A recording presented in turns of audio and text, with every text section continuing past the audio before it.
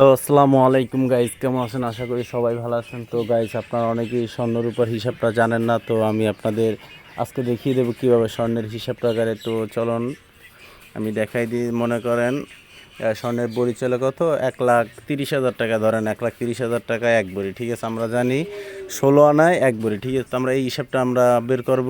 তো আগে 1,30,000 টাকা আমরা পিস করলাম, তারপর আমরা ভাগ দিলাম 16 আনায় এক ভরি, 16 দিয়ে ভাগ দিলাম হয়েছে 8,125 টাকা। তো 8,125 টাকা, তো 8,125 গুণন ধরেন আমার আছে 2 আনা, 2 আনা হিসাব করলেন 16,250 টাকা। এইটা আর কি, এই টাকাটা আসে, ঠিক আছে। আমরা যদি এখানে 5 আনা ধরি, ধরেন 5 আনা, তাই 5 আনা আসে 40,625 টাকা, ঠিক আছে। তো এখানে অনেকের আছে 5 আনা 2 রত্তি এরকম আছে, ঠিক আছে। ধরেন 5 আনা 0.2, তা এটা হচ্ছে 42,250 টাকা। মূলত আপনারা এইভাবে হিসাবটা করবেন।